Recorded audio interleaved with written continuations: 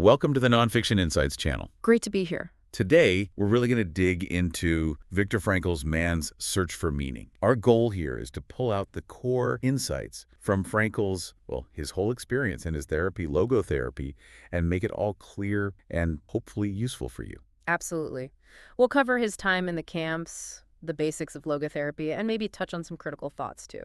Think of it as getting to the heart of Frankl's wisdom, connecting his experiences, his insights from the book directly to, maybe your own search for understanding. That's the plan. We've got the book itself, obviously, and some commentary on its impact. Okay, so let's start with Frankl himself. Viktor Frankl. He was a psychiatrist working in Vienna, and then his life just completely changed. Imprisoned in Nazi concentration camps, Auschwitz, among others. Yeah, and this experience, it wasn't just unimaginable suffering, though it certainly was that. It was also where his key ideas really took shape. You can't separate the man from the book, can you? Not at all. Man's Search for Meaning is, it's this incredibly raw account of survival, but it's also this deep psychological reflection born from those horrors. And there is that story about his manuscript. He arrived at Auschwitz with his manuscript, his life's work, essentially, and it was confiscated, just gone. But his determination to rewrite it, to reconstruct it from memory and notes scribbled on scraps of paper, that became a massive motivator for him, a real why to survive. That drive, even after losing everything, it's hard to grasp. So, okay, this is crucial. What did he actually see in the camps? How did that shape his view of, what makes us human? Well, he breaks down the inmate's psychological journey into roughly 3 phases. First, there was the shock. The arrival. He describes the chaos, the sheer brutality of being stripped bare clothes, possessions, hair, everything, reduced to a number. He was number 119,104. Just erased as a person. Completely dehumanized. Yeah. That initial shock was this massive assault on their whole sense of self, their identity. So after that initial awful shock, what then? How did people even function day to day? That led to the second phase, which he called entrenchment, basically adapting somehow to the horrific routine of the camp. The survival mode. Pure survival mode, the constant desperate fight for scraps of food, the terror of the selections knowing you could be sent to the gas chambers at any moment. And this is tough, but he also observed, survival sometimes brought out the worst. Self-serving behavior. Like the capos. Exactly, the capos. Prisoners who were given some authority and often treated fellow prisoners with astonishing cruelty. Sometimes even worse than the guards themselves. Frankl doesn't sugarcoat that difficult reality. It's almost unimaginable, that level of desperation. But Frankl also saw something else, didn't he? Something about inner strength. Yes, and this is so important. Amidst all that darkness and dehumanization, he saw that people still held onto an inner spiritual freedom. Even then. Even then, they couldn't control what was happening to them, but they could, potentially, control how they responded. They could choose their attitude. That last of the human freedoms. Precisely. He gives these really moving examples about people comforting others, sharing the tiny bit of bread they had. This inner life, this ability to connect to something beyond the physical suffering, it was a lifeline. It was absolutely vital for keeping hope alive. Which brings us right to hope and meaning. That Nietzsche quote he uses. He who has a why to live for can bear almost any how. How did he see that play out? He saw it starkly. Prisoners who lost that sense of purpose, who couldn't see any future meaning for themselves, they often gave up. Physically, yes, but spiritually first. So it wasn't just about having enough food or avoiding beatings. No, obviously those were critical, but the lack of meaning, that sense of utter futility, was deadly in its own right. It really hammers home a core idea of logotherapy.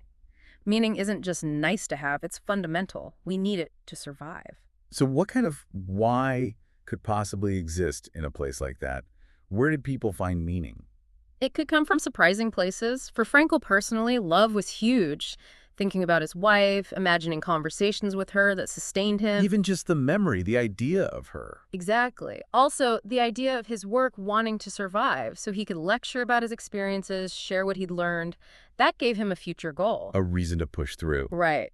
And then there was meaning found in suffering itself. Not that suffering is good, but the attitude taken towards it. Choosing to face it with courage, with dignity, that could become a source of profound inner meaning. He describes having these silent conversations with his wife while doing forced labor, finding this inner space of connection. Finding connection even in silence in that hell. It's incredible. And he talks about the human spirit sort of rising above, doesn't he? Absolutely. He mentions prisoners going to the gas chambers, praying a final act of inner freedom, finding meaning even at the very end. Wow. He also saw humor, believe it or not. A really dark, grim humor, but humor nonetheless. It was like a weapon for the soul, he said. A way to create a little distance. Like planning funny stories for after liberation. Yeah, things like that. And spiritual life, for some, actually deepened. Secret prayers, makeshift services in the barracks or cattle cars. Finding solace anywhere they could. Anywhere. And there's that incredible story, that image of the young woman dying. Oh, the one looking at the tree. Yes, looking out the window at a single branch of a chestnut tree with 2 blossoms on it. And she found comfort in it, saw it as a sign of eternal life. Just one branch. Just one branch. It really shows how meaning can be found in the smallest, most unexpected things, even when everything else is stripped away. That image really stays with you. Okay, so these experiences, they directly fed into his psychological approach, logotherapy. Can you break that down for us? What is it, essentially? Sure. So Logotherapy, Frankl called it the third Viennese school of psychotherapy. After Freud and Adler, is really centered on meaning. Meaning in life. Exactly. It proposes that our primary drive as humans isn't the pursuit of pleasure, like Freud emphasized, or the pursuit of power, like Adler focused on. But the pursuit of meaning. The will to meaning. That's the core concept. Logotherapy argues our deepest, most fundamental motivation is to find and fulfill meaning in our lives. Okay, the will to meaning is central. But where does this meaning come from, according to Frankl? What are the sort of pathways? Logotherapy points to 3 main avenues. First, creating something, doing work, accomplishing a deed that feels significant to you. Right, like achieving something. Second, experiencing something or encountering someone. This could be appreciating beauty, nature, art, or most powerfully, experiencing love. Connecting with something or someone outside yourself. Precisely. And the third one, which we've touched on, is the attitude we take toward unavoidable suffering.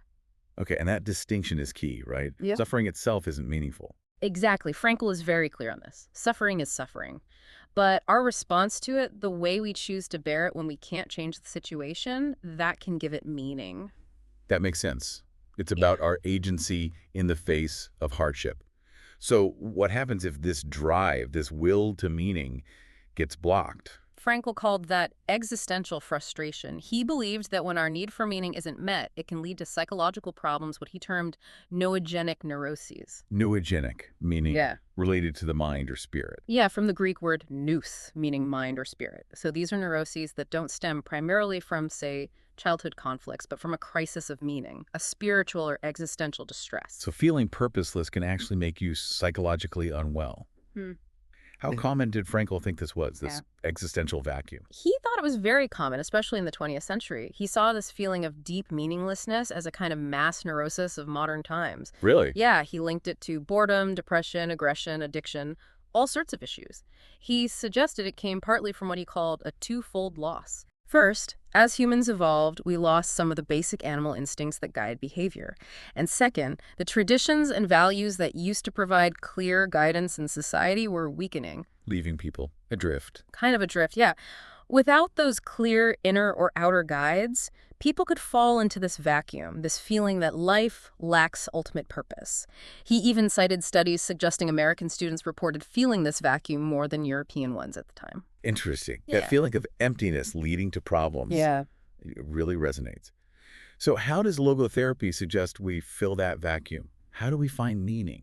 The key concept here is self-transcendence. Okay, transcendence, going beyond. Exactly, going beyond ourselves. Meaning isn't found by focusing inward, by trying to find yourself in isolation. It's found by directing yourself outward. Towards something or someone other than yourself, a cause to serve, a person to love, a task to complete.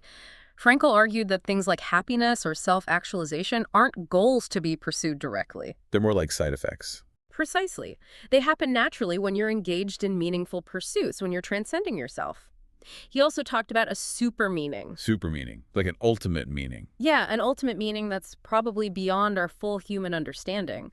But he felt it was important to trust that it exists, even if we can't grasp it rationally. It's about bearing our inability to find all the answers, but still seeking meaning within our own lives. This is really fascinating stuff. How does this translate into, like, actual therapy? What techniques does logotherapy use? Well, there are a couple of key ones. One is called paradoxical intention. Paradoxical intention. Sounds intriguing. It is. Basically, you encourage the person to intentionally try to do or wish for the very thing they fear. Wait, you want them to do what they're afraid of? Kinda, yeah. It uses our human capacity for self-detachment, often with humor. Frankl tells the story about a medical student who had a terrible fear of sweating in front of others. Okay. The advice: next time you're worried about sweating, try to sweat as much as possible. Show them how much you can sweat. And did it work? Apparently, yes. The humor and the paradoxical effort broke the anxiety cycle. He also applied it to insomnia. Trying hard to stay awake can sometimes, paradoxically, help you fall asleep. That is definitely counterintuitive. Well, What's another technique? another important one is dereflection. Dereflection, so shifting focus away. Exactly. It's about redirecting excessive attention away from yourself and your symptoms and towards meaningful activities or other people. Getting out of your own head, basically. Pretty much. He gave an example of a woman struggling with sexual frigidity because she was hyper-focused on achieving orgasm. The therapist helped her redirect her focus onto her partner and the shared experience. And the problem resolved itself. Yes, because Yeah. anxious self-monitoring stopped. It's about breaking that loop of self-obsession and engaging with the world. Shifting that spotlight outward. Okay, let's zoom out a bit. Thinking about Frankl's overall message, his legacy, what stands out most? And are there criticisms? Well, certainly one of the most powerful, maybe the most powerful message is that emphasis on freedom of choice, even in Auschwitz. That quote again, the last to the human freedoms. To choose one's attitude in any given set of circumstances, to choose one's own way. It's such a profound statement against determinism, the idea that we're just products of our biology or environment. We call that pan-determinism. The idea we're completely conditioned. Exactly. He fiercely argued against that. He believed we are ultimately self-determining. We can take a stand towards any conditions. He even told the story of a notorious Nazi doctor, Dr. J, known as the mass murderer of Steinhoff, Okay. who later, in a Soviet prison camp, apparently behaved with remarkable moral integrity, showing that people aren't fixed, that change and choice are always possible. That's a striking example. He also talked about tragic optimism. That sounds like a contradiction. It does, doesn't it? But tragic optimism is about saying yes to life despite the inescapable realities of pain, guilt, and death, what he called the tragic triad. So how do you remain optimistic in the face of tragedy? By finding meaning within them, by turning suffering into a human achievement through the attitude you take, by seeing guilt as an opportunity to change for the better, by letting life's transitoriness, the fact that it ends, spur you to act responsibly now. Making the most of the time you have, because it's finite. Right. And he referenced another thinker, Edith Weisskopf-Joelson, who noted how modern society can make us feel ashamed of unhappiness. Frankl pushed back, saying that facing unavoidable suffering bravely could actually be something to be proud of. That's a different perspective. He also had a point about looking back, especially for older people. Yes, that instead of focusing only on diminishing future possibilities, older people can find meaning in the rich tapestry of their past, the deeds done, the love experienced, the suffering overcome. He said something like, "Instead of possibilities, I have realities in my past. Sufferings bravely suffered. These sufferings are even the things of which I am most proud." Finding value in the whole journey. And despite seeing the absolute worst of humanity, he didn't seem to condemn everyone. No, he made a crucial point. He concluded there aren't really races of good people and bad people, but rather two races of men, the decent and the indecent. And you find both in all groups. So decent guards and indecent prisoners, and vice versa. Exactly. He saw kindness from some guards, unbelievable cruelty from some fellow prisoners. It wasn't about the group label. It was about individual choice and character. So ultimately, the enduring relevance of man's search for meaning. It's this message of responsibility. I think so. Responsibility for our own existence, for finding or making meaning in whatever life throws at us. Frankl put it beautifully. It is we ourselves who must answer the questions that life asks of us by being responsible for our existence. That led to his idea for a statue of responsibility, right? To complement the Statue of Liberty. Yeah, freedom and responsibility, two sides of the same coin for him. Wow. Frankl's work really does give you a framework, doesn't it? A way to think about tackling life's difficulties and finding purpose. It absolutely does. That focus on our inner freedom, our power to choose our response, and the responsibility that comes with it. It's incredibly empowering, I think. It pushes us to be active participants in our own lives. So we really hope this deep dive into man's search for meaning has given you some food for thought, maybe a new lens to look at things through. Yeah, maybe it prompts you to ask yourself those questions Frankl raises. What's your why? What meaning can you create or discover or connect with even today? Those are definitely the big questions he leaves us with. And if we've sparked your curiosity, definitely pick up the book, Man's Search for Meaning. There's so much more depth there, exploring logotherapy further. It's really worth the read. Please subscribe to the Nonfiction Insights channel for more in-depth explorations of impactful ideas.